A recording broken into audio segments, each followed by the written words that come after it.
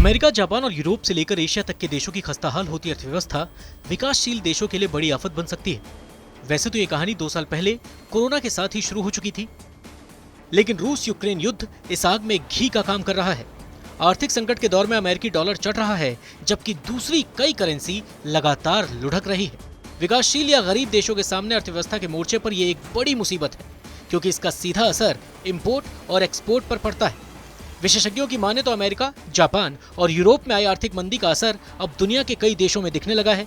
Asia में तो कई देश ऐसे हैं जो आर्थिक तबाही के दौर से गुजर रहे हैं।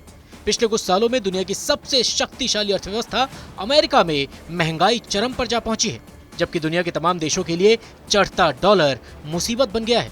हालांकि राहत की बात यह है कि भारत फिलहाल मंदी के प्रभाव से अछूता है, लेकिन ऐसा भी नहीं कहा जा सकता कि खतरा नहीं है। विशेषज्ञों की माने तो यूरोपीय देशों में आने वाले दिनों में महंगाई चरम पर जा सकती है।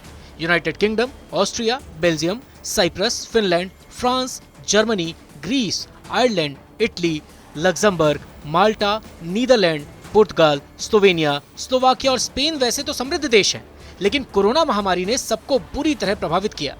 जब इस संकट से उबरने की बारी आई तो यूक्रेन संकट सामने आ गया।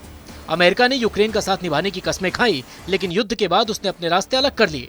दूसरी ओर घरेलू बैंकों की ब्याज दरें बढ़ाकर तमाम देशों की मुद्राओं के लिए संकट खड़ा कर दिया। विश्व बैंक की रिपोर्ट की माने तो वैश्विक स्तर पर 1970 के बाद की यह सबसे बड़ी गिरावट है। इसका सबसे अधिक प्रभाव अमेरिका, यूरोप, चीन और जापान समेत कई अन्य देशों पर पड़ेगा। और अगर ये लंबे समय तक जारी रहा तो उभरते बाजार और विकासशील अर्थव्यवस्थाओं में रहने वालों के लिए विनाशकारी हो सकता है। अर्थशास्त्री वैश्विक मंदी की आशंका जाहिर कर चुके हैं। इनमें IMF की MD और मशहूर इकोनॉमिस्ट नूरिल रूबिनी शामिल है, जिन्होंने अमेरिका समेत दुनिया भर में 2022 के आखिर तक आर्थिक मंदी आने की भविष्यवाणी की है। रूबिनी का मानना है कि आर्थिक सुस्ती 2023 तक चल सकती है।